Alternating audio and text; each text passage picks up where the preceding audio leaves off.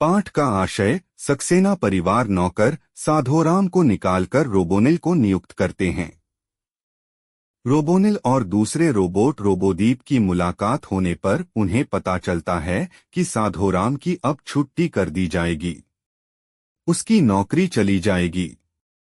रोबोनिल और रोबोदीप अपने संघर्ष के द्वारा धीरज सक्सेना को मजबूर करते हैं कि साधोराम को दोबारा नौकरी पर रखी जाए। अंत में रोबोदीप खुश होता है कि उनसे इंसानों को कोई नुकसान नहीं झेलना होगा। छात्रों को इस पाठ के द्वारा समझाया जाता है कि मशीन कभी भी मनुष्य का स्थान नहीं ले सकता और मनुष्य का महत्व कभी कम नहीं हो सकता। वर्षों से सक्सेना परिवार में काम कर रहा था साधोराम। अचानक एक दिन चलती बस से गिरकर उसे खतरनाक चोट आ गई। उसे अस्पताल में भर्ती कराना पड़ा। सक्सेना परिवार बड़ा था। बेटे बेटियों, नाती पोतों से घर में हमेशा रौनक और चहल पहल बनी रहती। साधोराम के अस्पताल पहुंच जाने से सभी की तकलीफें बढ़ गईं।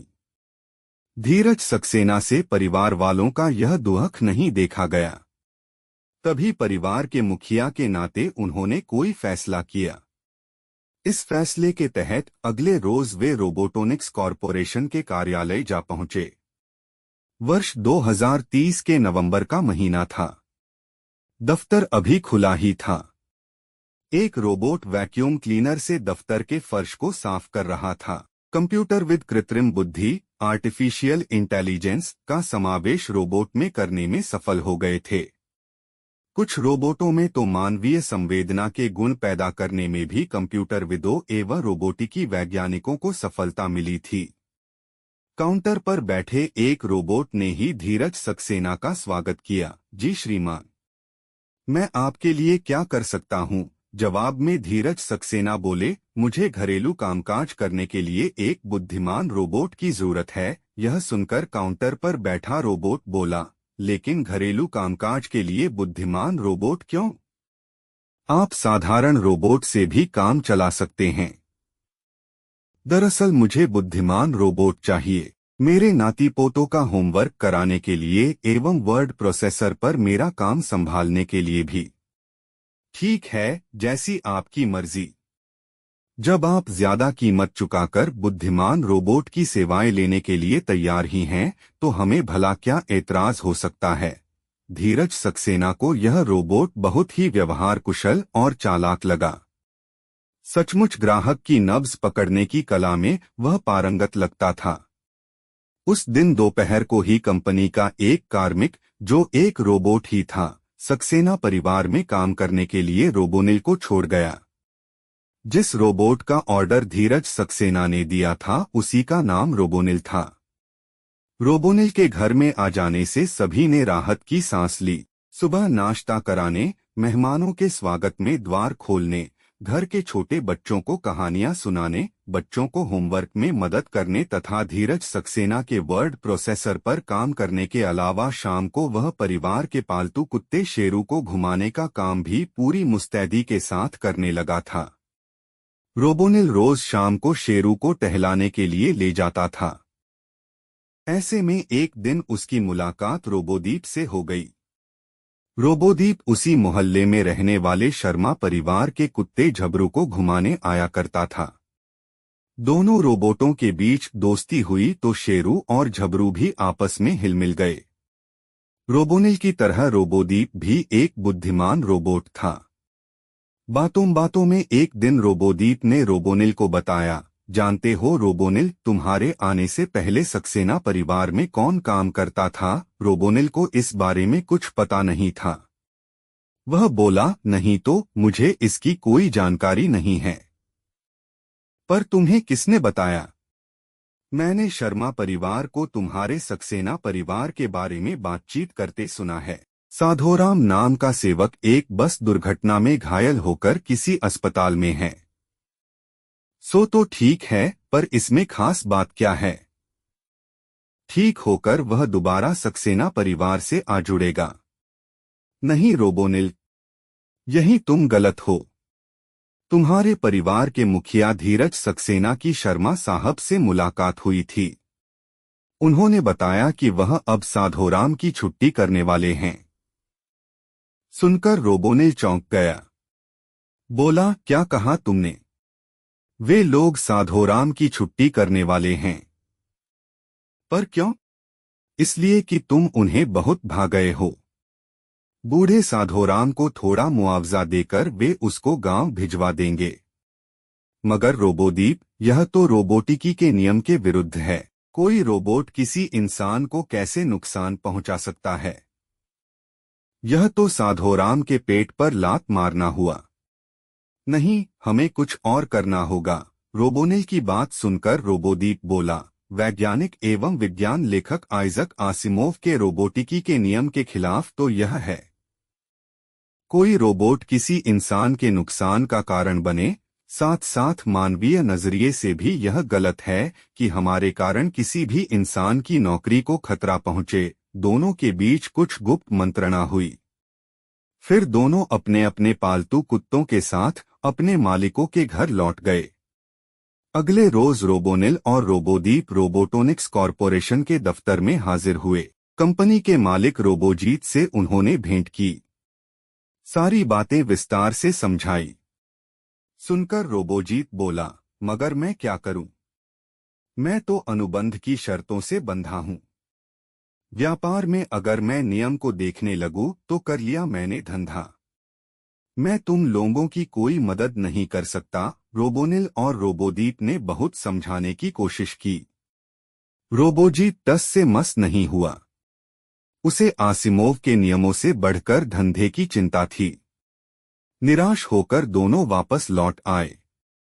कुछ दिन और गुजर गए। सक्सेना परिवार रोबोनिल को पाकर फूला नहीं समा रहा था। पर रोबोनिल साधोराम के कारण बहुत चिंतित था। उसके कारण साधोराम की नौकरी को आंच आए, यह उसे किसी भी सूरत में मंजूर नहीं था। रोबोनिल सोचता कि इंसान अपने स्वार्थ और लालच के तहत नियम और कानूनों को अंगूठा दिखा देता है, पर लगता है रोबोटों में भी अब वही कमी पैदा हो गई है। उसी रात रोबोनिल को धीरज सक्सेना ने एक विज्ञान कथा वर्ड प्रोसेसर पर टाइप करने के लिए दी। कथा संक्षेप में इस प्रकार थी। एक घर में नौकर को, जो किसी जानलेवा बीमारी से पीड़ित था, निकालकर उसकी जगह पर एक रोबोट को रख दिया जाता है। किसी तरह रोबोट को इस बात की जानकारी मिल जाती है तो वह रोबोटिक संघ से संपर्क साधकर संघ को सारी बातों से अवगत कराता है। संघ रोबोटों की हड़ताल की घोषणा कर देता है। अंततः समझौता इस बात पर होता है कि उस नौकर को घर में फिर से रख लिया जाएगा। कहानी टाइप करके रोबोनिल की धात्विक और तारों भरे परिपंथ वाली खोपड़ी में यकायक मानो नीली रोशनी हो गई। अगले रोज ही रोबोदीप के साथ वह संघ के कार्यालय जा पहुंचा। सब बातें सुनकर अध्यक्ष ने संघ की कार्यकारिणी की आपातकालीन बैठक बुलाई। बैठक में तय हुआ कि सभी रोबोटिक कंपनियों के काम करने वाले रोबोटों की हड़ताल का आह्वान कर दिया जाए। रोबोटिक कंपनियों के मालिकों के बीच इस आह्वान से हलचल मच गई। उन्होंने रोबोजीत पर सक्सेना परिवार के साथ हुए अनुबंध को तुरंत रद्द कर देने का दबाव डाला। रोबोजीत अकेला पड़ गया। मजबूरन उसे धीरज सक्सेना के साथ अपने अनुबंध को तुरंत रद्द करके रोबोनिल को वापस बुलाने की बात माननी पड़ी। धीरज सक्सेना को जब यह सब पता चला तो उनके हाथों के तोते उड़ गए। यह सच था कि उन्होंने साधोराम को नौकरी से निकालने का फैसला कर लिया था, पर बदले हुए हालात में उन्हें मजबूर होकर रोबोटिक संघ के अध्यक्ष के पास जाकर यह गुजारिश करनी पड़ी कि जब तक साधोराम पूरी तरह से ठीक नहीं हो जाता है तब तक रोबोनिल उसके पास काम करता रहेगा। साधोराम के ठीक होते ही वह उसे दोबारा काम पर रख लेंगे। संघ को यह बात मानने में कोई आपत्ति नहीं थी। शाम को रोबोनिल और रोबोदीप मिले। रोबोदीप बोला, मुझे खुशी है कि हमारे कारण किसी इंसान को नुकसान नहीं झेलना होगा।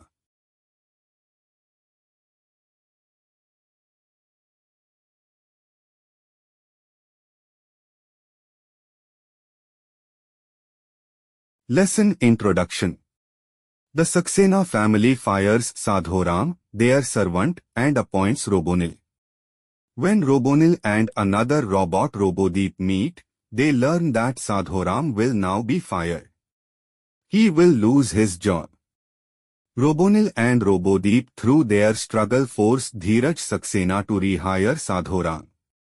In the end, Robodeep is happy that humans will not have to suffer any harm because of them.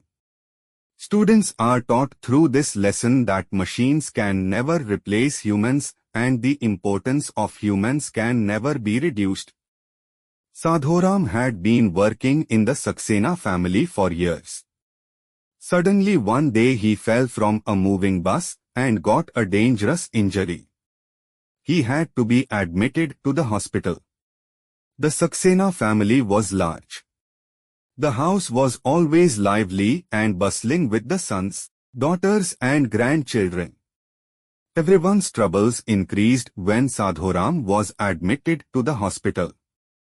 Dheeraj Saxena could not see the sorrow of his family members. Then, as the head of the family, he took a decision. As per this decision, the next day he reached the office of Robotonics Corporation. It was the month of November of the year 2030. The office had just opened. A robot was cleaning the floor of the office with a vacuum cleaner. Computer scientists had succeeded in incorporating artificial intelligence in robots.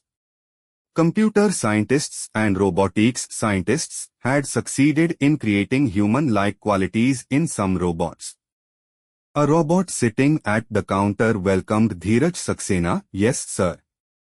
What can I do for you?" In response, Dheeraj Saxena said, "I need an intelligent robot to do household work."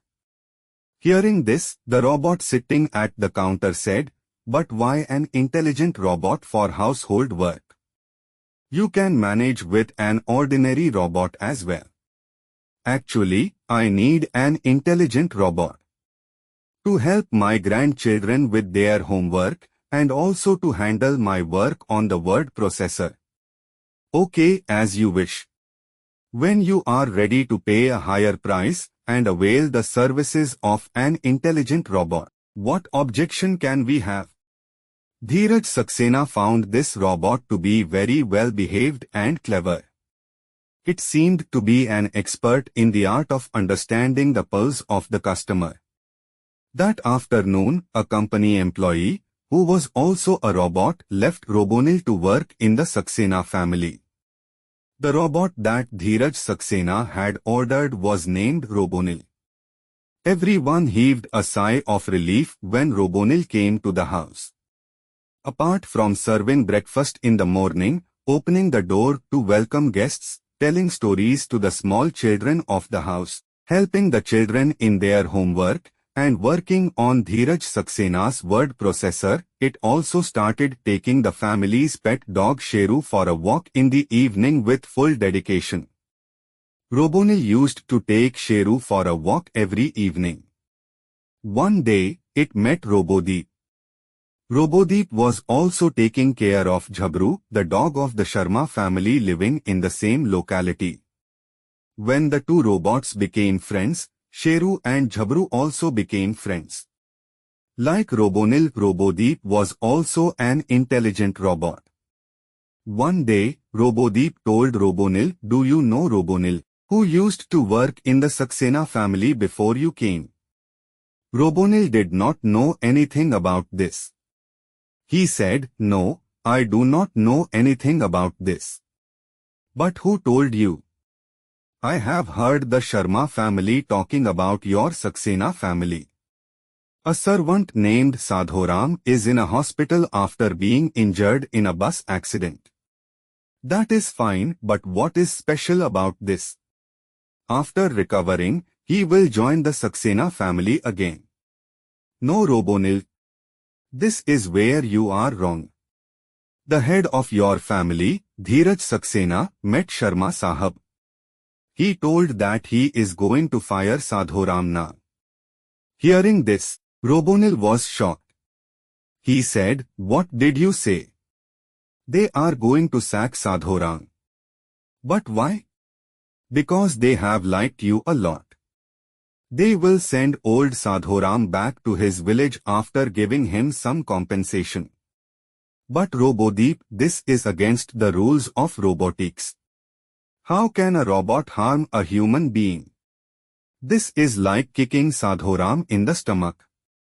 No, we will have to do something else. Hearing Robonil's words, Robodeep said, this is against the rules of robotics of scientist and science writer Isaac Asimov. It is wrong for a robot to cause harm to a human being, and also from a human point of view, it is wrong that any human being's job is endangered because of us. There was some secret consultation between the two. Then both of them returned to their owners' homes with their pet dogs. The next day Robonil and Robodeep appeared at the office of Robotonics Corporation. They met the company's owner Robojit. They explained everything in detail. Hearing this, Robojit said, "But what can I do? I am bound by the terms of the contract. If I start looking at the rules in business, then I am done with the business. I cannot help you people." Robonil and Robodeep tried a lot to convince him. Robojit did not relent. He was more concerned about the business than Asimov's rules. Disappointed, both of them returned. A few more days passed. The Saxena family was overjoyed to get Robonil. But Robonil was very worried about Sadhuram. He could not accept that Sadhuram's job would be in danger because of him. Robonil thought that humans ignore rules and laws due to their selfishness and greed, but it seems that the same flaw has developed in robots too. That very night, Dheeraj Saxena gave Robonil a science fiction to type on the word processor. The story in brief was as follows. In a house, a servant, who was suffering from a fatal disease, was removed and a robot was put in his place. Somehow, the robot got to know about this. Then it contacted the Robotic Association and informed the association about everything. The association declared a strike of robots.